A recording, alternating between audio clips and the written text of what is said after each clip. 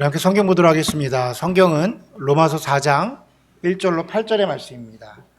성경은 신약성경 로마서 4장 1절로 8절의 말씀. 제가 한 절 읽고 여러분들이 한 절 읽겠습니다.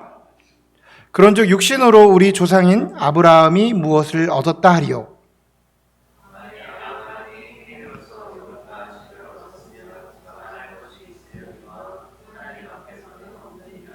성경이 무엇을 말하느냐? 아브라함이 하나님을 믿음에 그것이 그에게 의로 여겨진 바 되었느니라.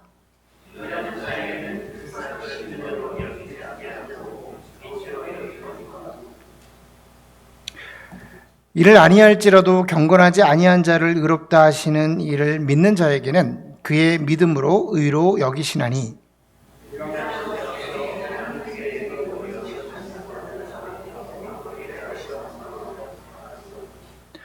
불법이 사함을 받고 죄가 가려짐을 받은 사람은 복이 있고 주께서 그 죄를 인정하지 아니하실 사람은 복이 있도다 함과 같으니라. 아멘. 아멘. 자, 오늘 저와 여러분이 나눌 말씀의 제목은 로마서 이야기. 로마서 이야기라는 제목으로 말씀 나누도록 하겠습니다. 광고를 드렸듯이 이번 달 아침 묵상이 로마서로 이제 우리가 은혜를 받고 있습니다. 이제 산상수훈을 다 마치고 한 2번 정도 로마서 이야기를 전해드리려고 해요. 로마서의 핵심을 통해서 얘기하는 건 아니고, 로마서는 양이 상당히 방대하니까 제가 그 안에서 한 2번 정도 여러분에게 로마서 이야기를 전해드리고 그 후에 베드로 인물 강해를 진행하도록 하겠습니다. 바라기는 준비된 귀한 말씀을 통해서 2025년도 하반기에 더욱더 풍성한 하나님의 은혜를 받으시는 우리 참 좋은 교회 성도님들 되시기를 간절히 소원합니다. 아멘. 자, 신앙인들에게 로마서가 주는 부담이 있습니다. 로마서는 어려운 성경이고 그래서 로마서는 왠지 혼자 읽으면 안 될 것 같고 목사님의 도움을 받아야 할 것 같고 그래도 주변에서 좋은 성경이라고 하니까 한번 읽어봤는데 또 이해가 되지 않고 이런 부분이 있어요. 앞서 말씀드린 부분처럼 로마서가 가지고 있는 분명한 그런 특징이 있기는 합니다. 어렵고 그래서 배워야 하고 부담스럽기도 하고 그럼에도 결국 로마서를 접해야 하는 이유가 있습니다. 그것은 로마서 안에 복음의 진수, 복음의 핵심이 녹아져 있기 때문입니다. 기독교 역사에 있어서 큰 족적을 남긴 인물들은 그들의 회심 사건을 보면 로마서를 통해서 회심한 경우가 굉장히 많이 있습니다. 그들의 특징이 뭐냐면 신앙의 초반에 예수님을 막 믿기 시작할 때에 로마서를 접한 게 아니라 이미 충분히 신앙생활을 하고 내가 어느 정도 예수님을 알고 믿음이 무엇인지를 이미 알 무렵쯤 다시 로마서를 봤는데 그 안에서 로마서를 통해서 복음의 진수를 깨닫고 다시금 믿음이 성장하는 경우가 있게 되더라는 거예요. 그동안에 알고 있던 복음이 잘못되었다는 것이 아니라 훨씬 더 높은 차원의 그런 복음을 경험하게 된다라는 겁니다. 로마서에는 이런 표현이 있습니다. 믿음에서 믿음에 이르게 한다. 그 말처럼 우리의 믿음이 어느 단계에서 더 높은 차원의 믿음으로 나아가게 된다라는 거예요. 여러분께 로마서를 함께 읽고 아침에 묵상하기를 권면을 드립니다. 이미 로마서가 시작됐는데 중간에 들어오는 게 좀 그렇지 않나? 아니, 그렇지 않습니다. 편하게 그냥 들어오셔서 접하시면 돼요. 물론 로마서가 어렵죠. 근데 성경을 읽으실 때 여러분 그냥 읽으시면 돼요. 굉장히 중요한 맥락입니다. 성경을 배워야 하는 부분이 분명히 있어요. 그런데 그 이전에 성경을 읽는 모든 분들이 기본적으로 갖춰야 하는 마음이 있습니다. 가장 기본이 되는 것, 그건 뭐냐면 성경은 하나님의 감동으로 쓰여졌다라는 거예요. 성경은 하나님의 감동으로 쓰여졌다. 이 말은 하나님을 믿고자 하는 이들에게 하나님께서 직접적으로 자신을 나타내 주신다라는 거예요. 드러내 주신다는 거예요. 계시해 주신다. 레벨레이션입니다. 말 그대로 보여주시는 거예요. 여러분, 그러니 하나님의 백성에게 자신을 스스로 나타내 주시는데 뭔가 어렵고 비밀스럽고 뭔가 학구적이고 형이상학적이고 이렇게 글을 쓰셨겠어요? 그렇지가 않습니다. 하나님이 한 명이라도 더 나의 모습을 드러내기를 원하시고 한 명이라도 더 그렇게 나를 이해하기를 원하셔서 그들이 충분히 알아들을 수 있는 언어로 글을 써서 우리에게 보여주신 게 성경이라는 거예요. 우리는 종교개혁 이후에 우리 모두를 뭐라고 표현하냐면 프로테스탄트라고 부릅니다. 프로테스탄트. 이 프로테스탄트라는 뜻이 무엇이냐면 저항하는 사람들, 거부하는 사람들이에요. 무엇을 거부하냐면 오직 가톨릭 사제들만 성경을 읽고 해석하는 것을 거부합니다. 저항합니다. 우리는 우리 스스로 성경을 읽고 우리 스스로 성경을 해석할 수 있습니다. 그리고 이 말은 다이렉트로 하나님께로 나아가서 관계 맺을 수 있습니다를 선포하는 사람들이 종교개혁 이후에 예수님을 믿는 저와 여러분들이에요. 그 저와 여러분을 뭐라고 표현하면 만인 제사장. 우리가 세상에서 우리의 일을 하지만 성경을 가지고 있고 성경을 해석할 수 있으며 이 성경을 통해서 다이렉트로 하나님을 만날 수 있는 우리 모두가 제사장입니다라는 것을 말하고 있는 거예요. 로마서가 여러분 아무리 어렵다고 해도 이렇게 이해하시면 편할 것 같아요. 로마서 어렵습니다. 그런데 아무리 어렵게 생각해도 1세대 그리스도인들, 로마에 살고 있는 그리스도인들을 향해서 보낸 편지예요. 로마서가 아무리 어렵다고 치자고 그래 봤자 1세기 때에 로마에 있는 그리스도인들에게 바울이 편지를 써서 보낸 글이라는 겁니다. 기본적으로 수신자가 일반인이에요. 당시에 엄청난 학식을 갖춘 사람도 아니고 그냥 평범하게 예수님을 더 알고 싶은 사람들을 향해서 바울이 우리 예수님은 복음은 이런 거야 라고 편지를 써서 보낸 거예요. 그러니 21세기를 살고 있고 AI 최첨단 시대를 살아가고 있는 저와 여러분, 그리고 고등교육을 받은 여러분들이 이해하지 못할 것은 전혀 없습니다. 물론 목회자가 설명해 줘야 되는 부분이 분명히 있습니다. 그것은 당시의 시대를 모르니까 배경이나 시대를 뭔가 여러분들에게 조금 풀어서 전달을 해드리는 것이죠. 그렇게 하면 충분합니다. 아침에 함께 읽어 나가시면 되고 오늘처럼 이렇게 로마서 이야기를 들으시면 여러분들이 이해하지 못할 내용은 전혀 없다고 생각이 됩니다. 여러분, 로마서의 배경은 이러합니다. 바울이 예수님을 다메섹에서 만나요. 그리고 그가 변화받기 시작합니다. 예수님께서는 바울을 이방인의 사도로 세우셨어요. 그러니까 이방인들에게 복음을 전하는 사도로 사용하겠다는 거예요. 바울은 이 말씀을 굳게 붙잡고 복음을 전파합니다.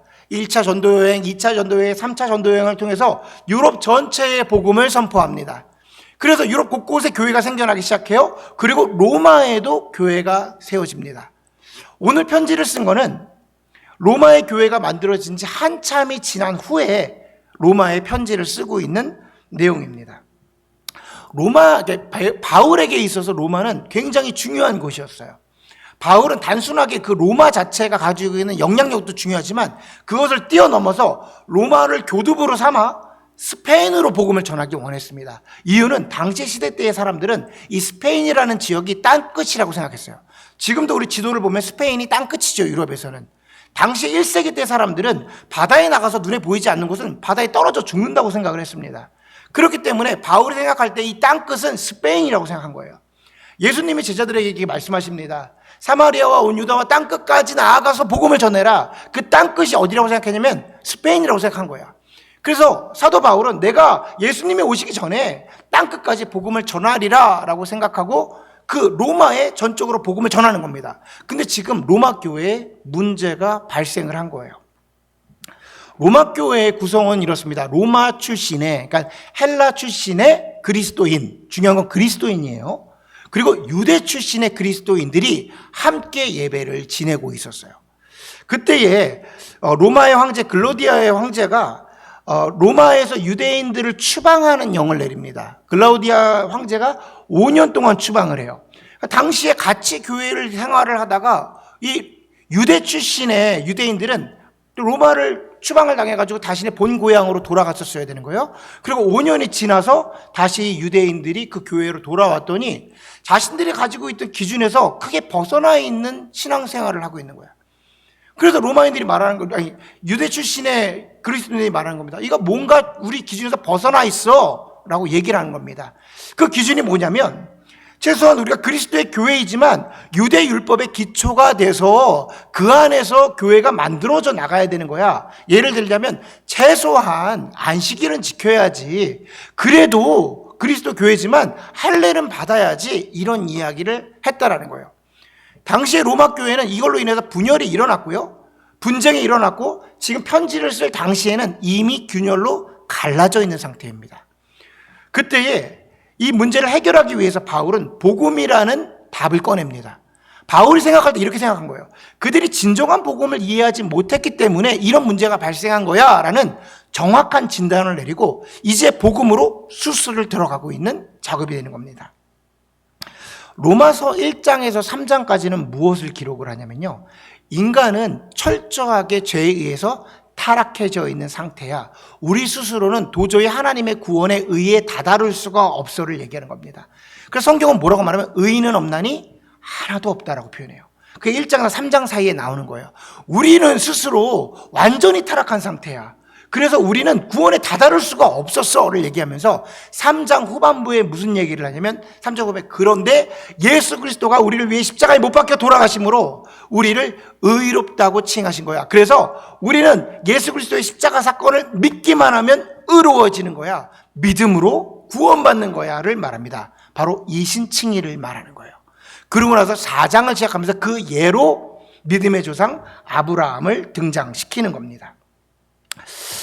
그래요. 바울이 진정으로 전하고자 했던 복음의 핵심은 무엇이냐면 이신칭의입니다. 이신칭의. 제가 여러 번 말씀드렸는데 이게 한자로 되어 있으니까 이민 생활하시는 분들에게 잘 머리에 이제 자리 잡히지 않을 수도 있어요. 믿음으로 의롭게 칭함을 받는다. 영어로는요, justification by faith입니다. 그러니까 말 그대로 믿음으로 의롭다 칭함을 받다라는 거예요. justification 됐다라는 거예요. 우리 말 그대로 믿기만 하면 우리가 구원받는다. 믿기만 하면 의롭게 된다. 여기서 믿음으로, 정확한 표정어는 믿음으로 의롭게 칭함을 받는다. 여기서 의롭다라는 것은 뭐냐면요, 그 의의 기준이 하나님이에요. 하나님. 관계가 맺어지는 거예요. 여러분, 우리가 미국에서 살다가, 지금은 그런 경우가 별로 없어요. 미국에서 파는 이제 선풍기는 110V의 전원을 꼽으면 돌아가는 거예요. 110V의 전원을 뽑으면 이 선풍기를 한국에 가져가서 꼽으면 뿡 터져버립니다. 우리 생각에 220V가 들어가면 더 빨리 돌아갈 것 같지만 그런 게 아니라 그 전력을 감당할 수 없어서 뻥 터져버리는 거예요. 하나님이 인간을 만들 때 220V의 선풍기로 만드는데 죄로 인해서 고장나버린 거예요.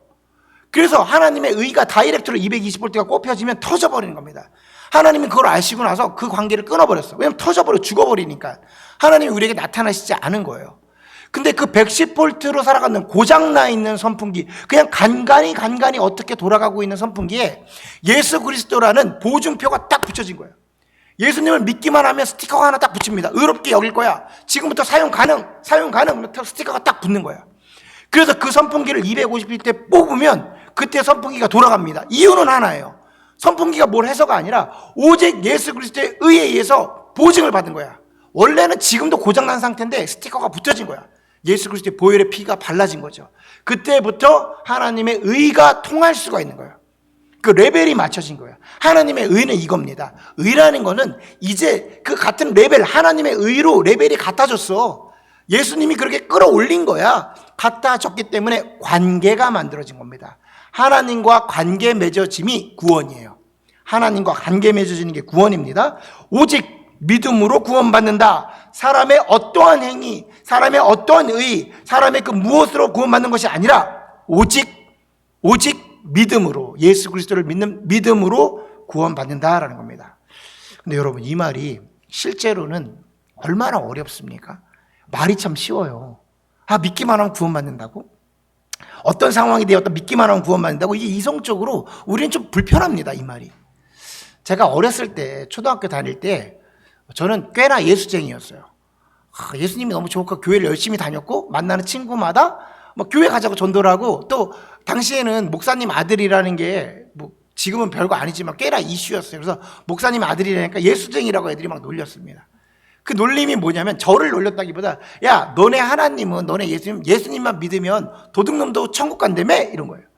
야, 살인자도 예수님만 믿으면 천국 간다며? 이렇게 놀리는 거예요. 여러분, 그 아이들의 말이 좀 더 맞지 않습니까? 도둑놈이, 살인자가, 세상의 죄인이 그 예수님만 믿으면 그 천국 간다고? 야, 그런 천국이 어디냐? 우리는 이 사고가 더 편해요, 실제로. 그러니까 그렇게 계속 어린아이들이 말하는 것이 우리에게는 더 맞는 겁니다. 그게 천국만 간다고? 그렇게 믿기만 하면 천국 간다고? 그렇게 믿음으로 퉁쳐버린다고? 뭔가 불편한 거죠. 근데 이 말을 유대인들이 들으면, 믿기만 하면 천국을 간다고, 믿기만 구원한다고, 유대인들은 도저히 받아들일 수가 없는 거예요. 유대인들에게 이 일은 정말 어려운 일입니다. 왜냐하면 유대인들은 살면서 1000년이 넘는 기간 동안 율법을 지키고 살았어요. 율법을 지켜야 돼 이런 것도 아니라 그냥 태어나면 눈 뜨자마자 태어나면 모두가 그 율법을 지키고 있어. 근데 어느 정도 지키고 있냐면 1000년 동안 지켰어. 아무도 율법을 왜 지켜야 되는지 알지도 못합니다. 그냥 지키고 있는 거야. 어느 순간에 안식일을 지키고 어느 순간에 할례를 받고 그냥 너무나도 당연한 겁니다. 그리고 그 믿기만 하면 구원받는다. 그들이 갖고 있는 율법은요, 구원을 다다르기 위함이에요. 그리고 그 율법을 주신 하나님이 지금 바뀌지도 않았어. 그 하나님이야 그냥. 근데 어느 날 갑자기 예수 그리스도가 율법을 완성했으니 이제 앞으로 여태까지 너네들이 했던 거 하나도 하지 않아도 돼 라고 말하는 거예요. 여러분, 지금 로마서가 기록되었을 당시에 예수님이 승천하시고 예수님 십자가에서 돌아가시고 나서 20년밖에 지나지 않았어요. 여러분 지금부터 한번 생각해보세요. 여러분 지금부터 20년 전에 뭐 하고 계셨나요? 떠오르시죠? 진우는 안 떠올 수 있지만 나머지 분들은 떠오를 수 있다고 생각해요. 20년 전에 뭐 하시고 그때가 딱 20년 전에 월드컵 그때쯤 다 떠오른단 말이야. 저도 여러분이 떠올라요. 20년 전에 어땠는지. 무슨 말이냐면 그때의 저와 여러분은 그리고 그때와 지금의 그때의 여러분과 지금의 여러분이 크게 다르지 않다. 크게 다르지 않아요. 그런데 1000년이 넘게 이어온 문화, 1000년 동안 가지고 있던 구습, 1000년 동안 갖고 있던 문화를 하루아침에 바꾼다? 이게 유대인들에게 너무 어려운 거예요. 유대인들에게 율법은 그냥 삶이었습니다. 태어나서 지금까지 그냥 살아왔던 방식이에요. 누구도 왜 안식일을 지켜야 되는지, 누구도 할례를 왜 받아야 되는지 아무도 질문하는 사람이 없습니다. 그냥 당연한 거야. 그냥 삶인 거야. 눈 뜨고 내가 만나는 사람들은 다 지키고 있어. 모두가 지키고 있어. 그러니까 당연한 일인 거죠. 우리가 새해가 되면 여러분 떡국을 먹습니다. 미국에 사는데도 떡국을 먹어요. 떡국을 왜 먹냐고 말하는 사람이 아무도 없어. 그 아이들이 가끔가다 왜 떡국 먹어야 돼? 그러면은 우리가 맨날 하는 말, 떡국 먹으면은 한 살 먹는 거야. 난 2그릇 먹었으니까 2살 먹었네? 이거 맨날 똑같은 거 맨날 하는 거예요. 이거 왜 하는 거예요? 왜? 그게 문화인 거야. 아이들이니까 물어보는데 한 50년 산 사람이 나이가 50세인데 엄마 우리 떡국 왜 먹는 거야? 그럼 이상한 거예요. 그냥 먹는 거야. 가만히 생각해 보십시오. 떡으로 국을 끓여 먹는 거 정말 이상하지 않습니까? 국에다가 소고기를 넣거나 무슨 배추를 넣으면 이해가 되는데 국에다 떡을 넣어서 먹는데 아무도 이상하지 않아. 떡국이야. 왜 그럴까요? 문화야. 그냥 문화인 겁니다. 거기에 질문하는 사람은 없어요. 문화기 때문에. 유태인들이 그랬던 겁니다. 내가 만나는 아빠, 엄마, 삼촌, 이모, 옆집 아저씨, 이 집 아저씨 다 율법을 지켜. 그냥 토요일 되면 그냥 교회 가는 거야. 그냥 태어나면 할례 받아. 거기에 이상하게 느끼는 사람이 아무도 없는 겁니다. 근데 갑자기 예수님이 오셨다고 아무것도 지키지 말라고? 지금 예수님이 오셨다고 예수님 믿으면 아무것도 하지 않아도 구원받을 수 있다고? 얼마나 마음이 불편할까요? 그러니까 상당 부분 지금 로마서에 나오는 유태인들은요 불편한 거야. 유태인들의 마음이 이겁니다. 그래, 내 유대 출신의 그리스도인이야. 나도 그리스도인이야. 나 힘든 상황 속에 내 출신들 다 버리고 어려운데 내가 예수 믿는 사람이야. 나도 예수 믿는 사람이야. 그런데 최소한 우리가 안식일은 지켜야 되는 거 아니냐? 나도 다 버리고 지금 목숨 걸고 예수 믿는다고. 그래도 우리가 최소한 할례 정도는 받아야 되는 거 아니냐? 지금 이 얘기하는 거예요. 그러니까 우리가 머릿속으로 생각하면 한편으로 이해도 되는 겁니다. 최소한 이것만은 좀 하자고 그러고 의견을 내는 거죠. 그때 바울이 이렇게 말합니다. 아니, 육체의 어떠한 행위로 그 어떠한 것도 우리에게 필요하지 않아. 오직 예수를 믿는 믿음으로 구원받는 거야. 아멘? 아멘. 그러면서 바울은 믿음의 조상 아브라함을 등장시킵니다. 자, 왜 구원과 율법을 말하는 자리에 아브라함을 등장시켰느냐? 지금 유대인들은 이 율법에 매여 있는 거예요. 구원 그러면 율법이라는 다른 방법이 없는 거예요. 그러니까 이 율법을 통해서 구원받는 외의 인물이 필요한데 이 아브라함은 율법에서 벗어나서 구원받은 유일한 존재예요. 그리고 그는 믿음의 조상, 그들의 조상 아브라함인 거예요. 그러니까 아브라함을 두고 말하면 더 이상 뭘 할 말이 없는 거죠. 아브라함은 말 그대로 믿음의 조상 아브라함입니다. 구원의 시작이에요. 그런데 아브라함은 이 율법 밖에 있었습니다. 무슨 소리냐면 율법은 모세 때부터 율법이에요. 아브라함은 그 이전의 인물인 거죠. 하나님께서 어느 날 아브라함을 부르십니다. 정확히 말하면 아브라함이 아브람 되었을 때 아브라함이 한번 이름이 바뀌어요. 나중에 이제 내년에 한번 제가 강해를 할 텐데 아브람으로 지낼 때 하나님이 아브라함을 부르십니다. 그리고 하늘에 있는 별을 보여주세요. 여러분 지금으로부터 4,000년 전의 밤하늘은 어땠을까요? 얼마 전에 제가 이제 과학 프로를 하나 보는데 천문학자가 나오는데 지금도 하늘의 별을 관측하려고 할 때 그 별을 아무런 오염 없이 하늘을 보려면 어디를 가냐면 몽골에 있는 울란바토르에 있는 고비 사막 A라는 지점이 있대요. 거기는 차가 들어갈 수 없어서 낙타에게 모든 장비를 실어서 한 3-4시간을 가야지만 볼 수 있는 밤하늘이 나온대요. 천문학자들이 거기 가서 별을 보는 거야. 근데 그분 표현으로는 별 하나를 더 집어넣을 수 없을 정도로 별로 꽉 차 있다는 거야, 하늘이. 그런 거 가끔 우리가 미국이 깨끗하니까 경험하신 분들이 있을 수 있다고 생각해요. 지금으로부터 4,000년 전에 밤하늘이 얼마나 그냥 별로 꽉 차 있을까요? 그때 하나님이 아브라함에게 말씀하시는 거예요. 아브라함아, 저 별과 같이 너에게 자녀를 주리라. 너에게 후손을 주리라. 당시에 아브라함의 나이가 100세에 가까웠습니다. 사라의 나이도 90에 가까웠다고 그래요. 성경의 기록을 보니까 사라의 경수가 끊어져서 더 이상 아이를 갖지 못하는 상태가 되었을 상태라는 거예요. 그러니까 아브라함이 하나님 아들을 주신다고 좋아하니까 이게 아니라 아브라함은 그 마음 가운데에 지금 아이를 갖지 못하는 걸 정확하게 알고 있는 상태였던 거예요. 그때 하나님이 말씀하시는 겁니다. 그러니까 아브라함이 이 일이 쉽지가 않았다라는 거예요. 다음 주에 말씀드리겠지만 18절 본문을 보면 이런 얘기가 기록되어 있습니다. 아브라함이 바랄 수 없는 중에 믿었다라는 거예요. 이 말은 뭐냐면 도저히 믿을 수 없는 상황에 이 말을 마음으로 믿었다는 거예요. 무엇을? 하나님의 말씀을 믿었다라는 겁니다. 자녀를 주신다고요? 아들을 주신다고요? 저야 땡큐죠? 이게 아니었다고. 이게 아니라 하나님 어떻게 그런 말씀을 나에게 하십니까? 하나님 왜 이런 말씀을 나에게 하십니까? 제가 바보가 아닐진데 어찌 나의 마음을 이렇게 힘들게 하십니까? 허나 하나님은 하나님이시고 당신은 창조주 하나님이시고 당신은 능치 못함이 없으신 하나님을 내가 지금 이 순간 믿습니다. 당신의 말씀대로 이루어지기를 간절히 소원하고 나의 생각과 나의 어떠함의 기준을 뛰어넘어 하나님의 말씀대로 이루어지기를 소원합니다. 아멘. 지금 이 믿음으로 믿었다는 거예요. 아브라함은 알고 있었어요. 내가 어떻게 해도 아이를 갖지 못함을 알고 있었어요. 당연히 알지. 100세가 넘었다니까요. 경수가 끊어졌다라니까.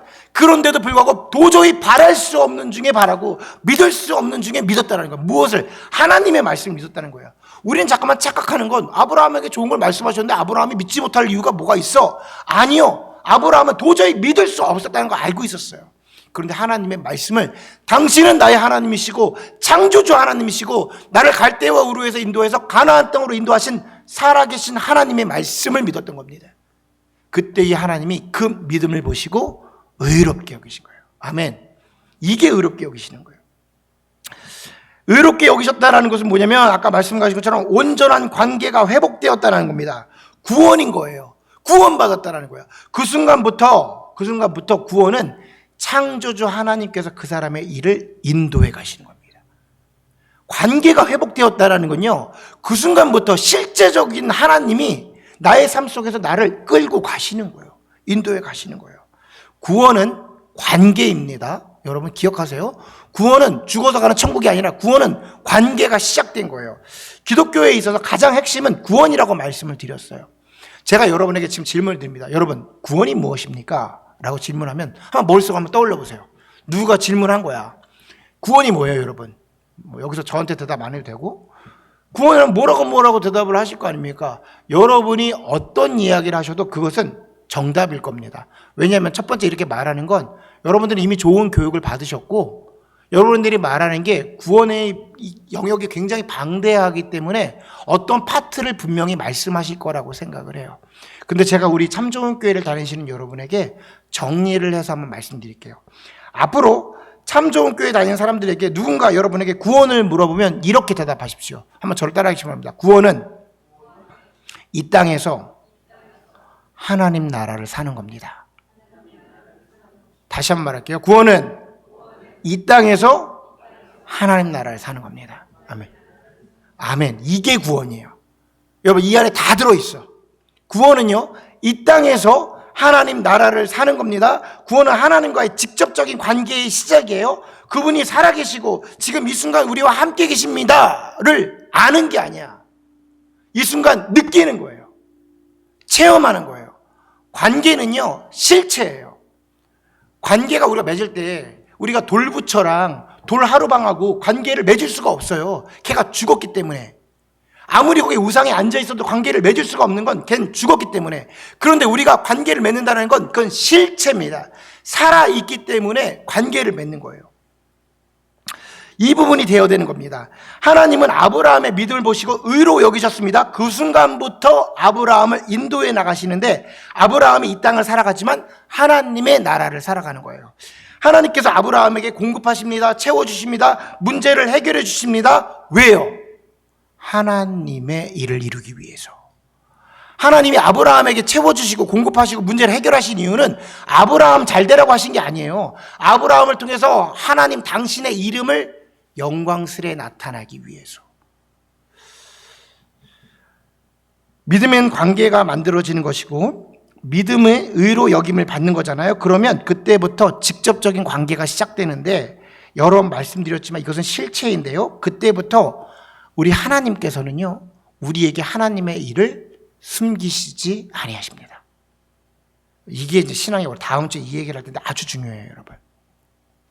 하나님은 그렇게 관계가 만들어진 이후부터는요, 하나님의 일을 숨기시지 않아요. 다음 주 로마서 두 번째 이야기의 제목이 뭐냐면 하나님은 말씀하시고 후에 인도하신다예요. 하나님은 먼저 말씀하시고 그리고 인도해 가신다라는 거예요. 이게 굉장한 중요한 원리입니다. 하나님과 관계가 만들어지면 하나님은 숨기지 아니하시는데 우리 예수님도 이런 얘기를 합니다. 아버지가 하는 일을 아들이 모르지 않는다. 하나님이 하시는 일을 아들에게 숨기지 아니하신다. 여러분, 하나님은요, 우리에게 하나님의 일을 숨기고 싶은 마음이 없으세요. 왜냐하면 그분의 일을 우리에게 계속해서 공급하셔서 이 땅 가운데에 하나님의 이름이 나타나기를 원하시고 계신 겁니다. 구원은 죽어서 가는 천국이 아닙니다. 이 땅에서 하나님의 나라를 사는 거예요. 내가 구원을 받았는지 안 받았는지 모를 리가 없습니다. 모를 리가 없어. 내가 지금 죽어서 천국 가는지 안 가는지 모를 리가 없어요. 교회를 다니시려면 제가 이렇게 우리 좋은 교회 다니고 있으니까 참 좋은 교회를 다니십시오. 좋은 교회. 이런 얘기를 해야 돼요. 내가 구원을 받았는지 안 받았는지 모를 리가 없다고. 근데 모호하게 말하잖아. 모호하게 말하잖아. 그래서 알아서 그 문제를 해결하게 말하잖아. 내가 구원 받았는지 안 받았는지 모르고 평생 교회를 다닌다니까요. 그럴 리가 없어요.